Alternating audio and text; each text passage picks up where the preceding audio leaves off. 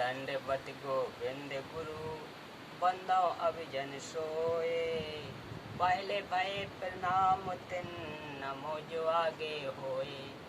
गुरु को कीजे दंडवत कोटि कोटि प्रणाम। कीट न जाने भृंग कोयो गुरु करया समान। सत साहिब। हाँ तो श्रोता बंधु, आज मैं आप लोगों के सामने नेकी सेव सम्मान के बलिदान की कथा, यही प्रसंग रखने का प्रयास कर रहा हूँ। तो सुनिए बड़े गौर से। एक समय कबीर साहब अपने भक्त सम्मान के यहाँ अचानक दो सेवकों के साथ पहुँच गए। सम्मान के घर कुल 3 प्राणी थे। सम्मान की पत्नी नेकी और सम्मान का पुत्र सेव। भक्त सम्मान इतना गरीब था कि कई बार अन्न भी घर पर नहीं होता था। सारा परिवार भूखा सो जाता था। आज वही दिन था। भक्त सम्मान ने अपने गुरुदेव कबीर साहब से पूछा कि साहब, खाने का विचार बनाऊं, खाना कब खाओगे? कबीर साहब ने कहा कि भूख लगी है, भोजन बनाओ। सम्मान अंदर घर में जाकर अपनी पत्नी नेकी से बोला कि भाई भूख लगी है, भोजन बनाओ। सम्मान अंदर घर में जाकर अपनी पत्नी नेकी से बोला कि अपने घर अपने गुरुदेव भगवान आए हैं, जल्दी से भोजन तैयार करो। तब नेकी ने कहा कि घर पर अन्न का दाना भी नहीं है। सम्मान ने कहा पड़ोस वालों से उधार मांग लाओ। नेकी ने कहा कि मांगने गई थी, लेकिन किसी ने भी उधार आटा नहीं दिया। उन्होंने आटा होते हुए भी जानबूझकर नहीं दिया और कह रहे हैं कि आज तुम्हारे घर तुम्हारे गुरुजी आए हैं। तुम कहा करते थे कि हमारे गुरुजी भगवान हैं, आपके गुरुजी भगवान हैं, तो तुम्हें मांगने की आवश्यकता क्यों पड़ी? ये ही भर देंगे तुम्हारे घर को, आदि आदि कहकर मजाक करने लगे। सम्मान ने कहा कि लाओ, आपका चीर गिरवी रखकर 3 सेर आटा ले आता हूँ। नेकी ने कहा कि यह चीर फटा हुआ है, इसे कोई गिरवी नहीं रखता। सम्मान सोच में पड़ जाता है और अपने दुर्भाग्य को कोसते हुए कहता है कि मैं कितना अभागा हूँ। आज घर भगवान आए और मैं उनको भोजन नहीं करवा सकता। हे परमात्मा, ऐसे पापी प्राणी को पृथ्वी पर क्यों भेजा? मैं इतना नीच रहा हूँगा कि पिछले जन्म में कोई पुण्य नहीं किया। अब सतगुरु को क्या मुँह दिखाऊं?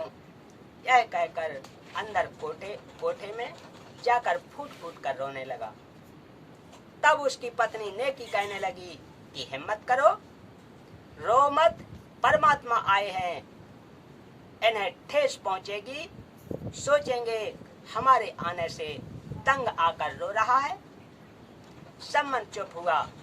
फिर नेकी ने कहा, आज रात्रि में दोनों पिता पुत्र जाकर 3 सेर आटा चुरा कर लाना, केवल संतों व भक्तों के लिए। तब लड़का शिव बोला, माँ, गुरुजी कहते हैं चोरी करना पाप है। फिर आप भी मुझे शिक्षा दिया करती कि बेटा, कभी चोरी नहीं करना चाहिए। जो चोरी करते हैं उनका सर्वनाश होता है। आज आप यह क्या कह रही हो माँ? क्या हम पाप करेंगे माँ? अपना भजन नष्ट हो जाएगा माँ, हम 84 लाख योनियों में कष्ट पाएंगे। ऐसा मत कहो माँ। माँ, आपको मेरी कसम। तब नेकी ने कहा कि पुत्र, तुम ठीक कह रहे हो, चोरी करना पाप है, परंतु पुत्र हम अपने लिए नहीं बल्कि संतों के लिए करेंगे। जिस नगर में निर्वाह किया है इसकी रक्षा के लिए चोरी करेंगे। नेकी ने कहा कि बेटा, ये नगर के लोग अपने से बहुत चिढ़ते हैं। हमने इनको कहा था कि हमारे गुरुदेव कबीर साहेब पृथ्वी पर आए हुए हैं। इन्होंने एक मृतक से गऊ तथा उसके बच्चे को जीवित कर दिया था, जिसके टुकड़े सिकंदर लोधी ने करवाए थे। एक लड़के तथा एक लड़की को जीवित कर दिया। सिकंदर लोधी राजा का जलन का रोग समाप्त कर दिया तथा स्वामी रामानंद जी कबीर साहब के गुरुदेव को सिकंदर लोधी ने तलवार से कत्ल कर दिया था। वे भी कबीर साहब ने जीवित कर दिए थे। इस बात का ये नगर वाले मजाक कर रहे हैं और कहते हैं कि आपके गुरु कबीर तो भगवान है, तुम्हारे घर को भी अन्न से भर देंगे। फिर क्यों अन्न के लिए घर घर डोलती फिरती हो? बेटा, ये नादान प्राणी है। यदि आज कबीर साहब इस नगरी का अन्न खाएं बिना चले गए तो काल भगवान भी इतना नाराज हो जाएगा कि कहीं इस नगरी को समाप्त न कर दे। हे पुत्र, इस अनर्थ को बचाने के लिए अन्न की चोरी करनी है। हम नहीं खाएंगे, केवल अपने सतगुरु तथा आए भक्तों को प्रसाद बनाकर खिलाएंगे। यह कहकर नेकी की आंखों में आंसू भर आए और कहा, पुत्र, नाट्यो मत, अर्थात मना नहीं करना। तब अपनी माँ की आंखों के आंसू पोंछता हुआ लड़का सेव कहने लगा, माँ रो मत, आपका पुत्र आपके आदेश का पालन करेगा। माँ, आप तो बहुत अच्छी हो ना। अर्धरात्रि के समय दोनों पिता पुत्र चोरी करने के लिए चले गए। एक सेठ की दुकान की दीवार में छिद्र किया। सम्मन ने कहा कि पुत्र, मैं अंदर जाता हूँ। यदि कोई व्यक्ति आए तो धीरे से कह देना, मैं आपको आटा पकड़ा दूंगा और लेकर भाग जाना। तब सेव ने कहा कि नहीं पिताजी, मैं अंदर जाऊंगा। यदि मैं पकड़ा भी गया तो बच्चा समझकर माफ कर दिया जाऊंगा। सम्मन ने कहा कि पुत्र, यदि आपको पकड़कर मार दिया तो मैं और तेरी माँ कैसे जीवित रहेंगे? सेव प्रार्थना करता हुआ छिद्र द्वार से अंदर दुकान में प्रवेश कर गया। तब सम्मन ने कहा कि पुत्र, केवल 3 सेर आटा लाना, अधिक नहीं। लड़का सेव लगभग 3 सेर आटा अपनी फटी पुरानी चद्दर में बांधकर चलने लगा तो अंधेरे में तराजू के पल्ले पर पैर पड़ गया। जोरदार आवाज हुई जिससे दुकानदार जाग गया और सेव को चोर चोर करके पकड़ लिया और रस्से से बांध लिया। इससे पहले सेव ने वह चद्दर में बंधा हुआ आटा उस छिद्र से बाहर फेंक दिया और कहा, पिताजी, मुझे सेठ ने पकड़ लिया है। आप आटा ले जाओ और सतगुरु व भक्तों को भोजन करवाना। मेरी चिंता मत करना। आटा लेकर सम्मन घर पर गया तो सेव को ना पाकर नेकी ने पूछा, लड़का कहाँ है? सम्मन ने कहा, उसे सेठ जी ने पकड़ लिया। उसे सेठ जी ने पकड़कर खम्भे से बांध दिया। तब नेकी ने कहा कि आप वापस जाओ और लड़के सेव का सिर काट कर लाओ, क्योंकि लड़के को पहचान कर अपने घर पर आएंगे। फिर सतगुरु को देखकर नगर वाले कहेंगे कि ये तो जो चोरी करवाते हैं, हो सकता है सतगुरुदेव को परेशान करें। हम पापी प्राणी अपने दाता को भोजन के स्थान पर कैद न करवा दें। यह कहकर माँ अपने बेटे का सिर काटने के लिए अपने पति से कह रही है। वह भी गुरुदेव जी के लिए। सम्मन ने हाथ में कर्द लंबा छुरा लिया और दुकान पर जाकर कहा, सेव बेटा, एक बार गर्दन बाहर निकाल। कुछ जरूरी बातें करनी है।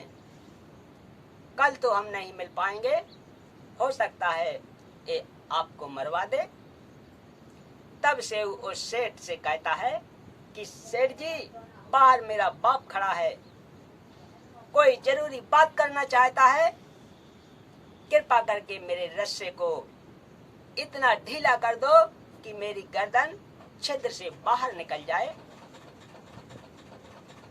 तब सेठ ने उसकी बात को स्वीकार करके रस्सा इतना ढीला कर दिया कि गर्दन आसानी से बाहर निकल गई।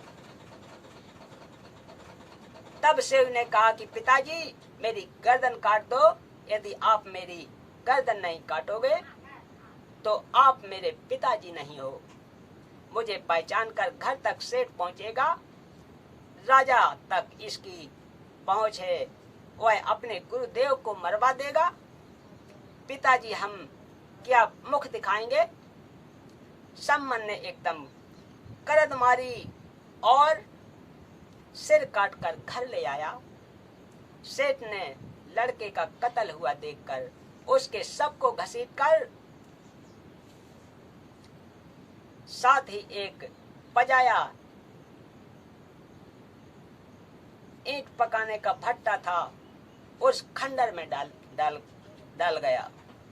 जब नेकी ने सम्मन से कहा कि आप वापस जाओ और लड़के का धड़ भी बाहर मिलेगा, उठा लाओ। जब सम्मन दुकान पर पहुंचा, उस समय तक सेठ ने उस दुकान की दीवार के छिद्र को बंद कर लिया था। सम्मन ने सबकी घसीट यानी चिन्ह को देखते हुए सबके पास पहुंचकर उसे उठा लाया।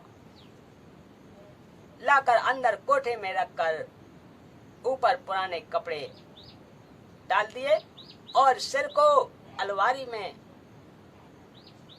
ताक में रखकर खिड़की बंद कर दी। कुछ समय के बाद सूर्य उदय हुआ। नेकी ने स्नान किया, सतगुरु व भक्तों को खाना बनाया। सतगुरु कबीर साहब जी ने भोजन करने की प्रार्थना की। नेकी ने साहब कबीर व दोनों भक्त कमाल व शेख फरीद तीनों के सामने आदर के साथ भोजन परोस दिया। कबीर साहब ने कहा, इसे छह दोनों में डालकर आप तीनों भी साथ बैठो, यह प्रेम प्रसाद पाओ। बहुत प्रार्थना करने पर भी कबीर साहब नहीं माने तो 6 दोनों में प्रसाद परोसा गया। पांचों प्रसाद के लिए बैठ गए। तब कबीर साहब ने कहा, आओ सेऊ जी मिलो, यह प्रसाद प्रेम, शीश कटत हैं चोरों के, साधों के नित क्षेम। कबीर साहब ने कहा कि सेव जाओ, भोजन पाओ। सिर तो चोरों के कटते हैं, संतों के नहीं, उनकी तो रक्षा होती है, उनकी तो क्षमा होती है। कबीर साहब ने इतना कहा था, उसी समय सेव के धड़ पर सिर लग गया। कटे हुए का कोई निशान भी गर्दन पर नहीं था तथा पंगत में बैठकर भोजन करने लगा। बोलो कबीर साहब की जय, बोलो सतगुरुदेव की जय। सम्मन तथा नेकी ने देखा कि गर्दन पर कोई चिन्ह भी नहीं है।